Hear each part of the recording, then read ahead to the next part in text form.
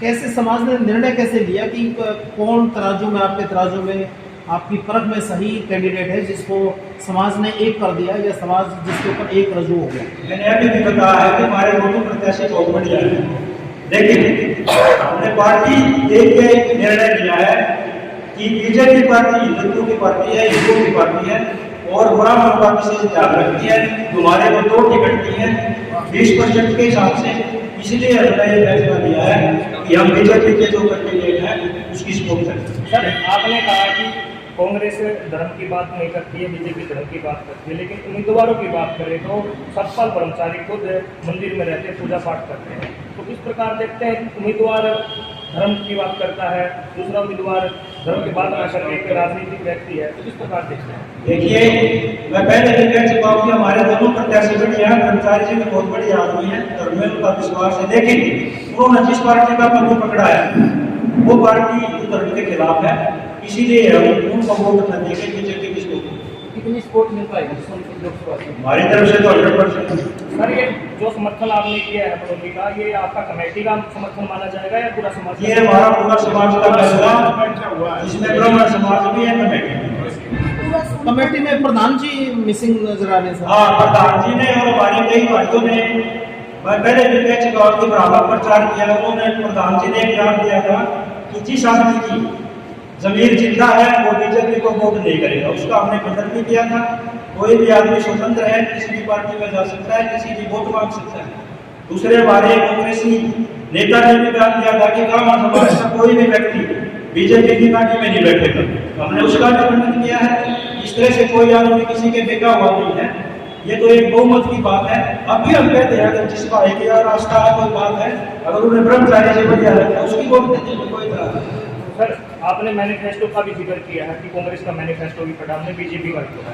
क्या ब्राह्मण समाज के धर्म के नाम पर वोट करेगा या देश के विकास के मुद्दों पर, रोजगार के, देश के विकास में, राष्ट्र के विकास में और धर्म के नाम पे भी हर चीज को, मतलब हर पहलुओं को ध्यान में रखते हुए ब्राह्मण समाज वोट करेगा।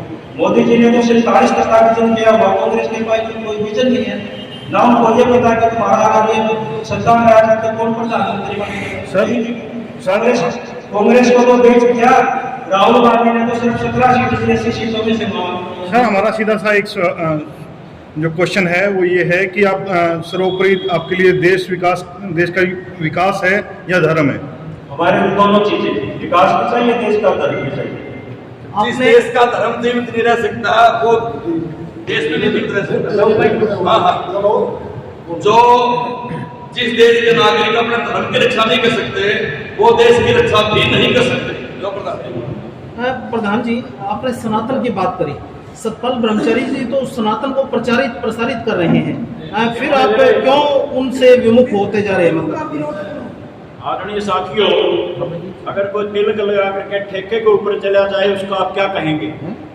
सतपाल ब्रह्मचारी को मैं जन्मजात जानता हूँ, अगर कभी आज तक उन्हें संध्या वंदन भजन गायत्री कुछ भी किया हो, वो नलोटी बांधते हो, इसके अलावा जो ब्रह्मचारी है गुण होते हैं उनके अंदर एक भी हो, अंडरवियर पहनते हैं, ब्रह्मचारी किस बात का नाम था? इसके बाद आप उनको ब्रह्मचारी भी नहीं मानते? मैं ब्रह्मचारी भी नहीं मानता, मैं उसी के काम से संबंध रखता हूँ, इसीलिए बात दावे से कह रहा हूँ। चलिए सर, ये कोई विषय नहीं है, आप इस विषय पे ना जाएं, हम इस विषय का कोई बात नहीं करना चाहते। आपका अपना विषय है, आप व्यक्तिगत कुछ भी करें। अभी रामचंद्र जी ने जो बात कही ब्रह्मचारी जी के व्यक्तिगत जीवन के बारे में, मैं समझता हूँ कि ऐसी टिप्पणी हमें नहीं करनी चाहिए किसी की व्यक्तिगत जीवन के बारे में। ये प्रेस कॉन्फ्रेंस जो की जा रही है ब्राह्मण समाज के द्वारा, ये प्रेस कॉन्फ्रेंस लोकसभा चुनाव की दृष्टिगत है और लोकसभा चुनाव के अंदर मैं जो मानता हूँ,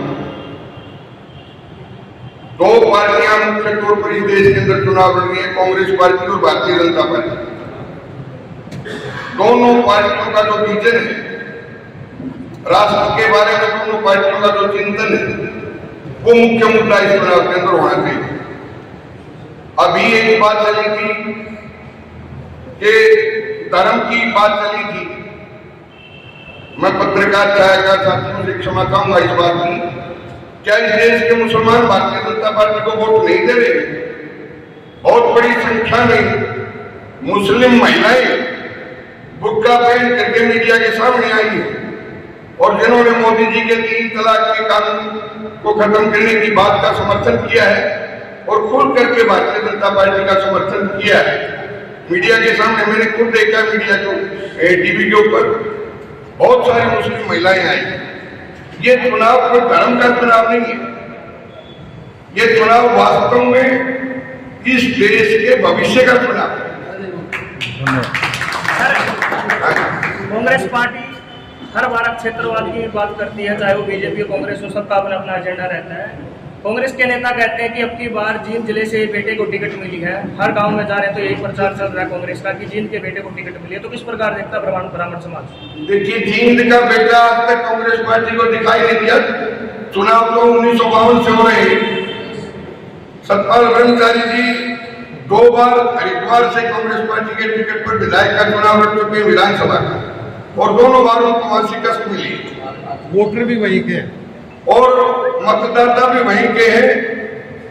इसके अतिरिक्त ब्रह्मचारी जी को तो केवल बलि का बकरा बनाने के सोनीपत लोकसभा से कांग्रेस पार्टी का टिकट दिया गया है। हरियाणा के अंदर इस लड़ाई को बाप बेटे का अस्तित्व बचाने की लड़ाई समझा जाना चाहिए।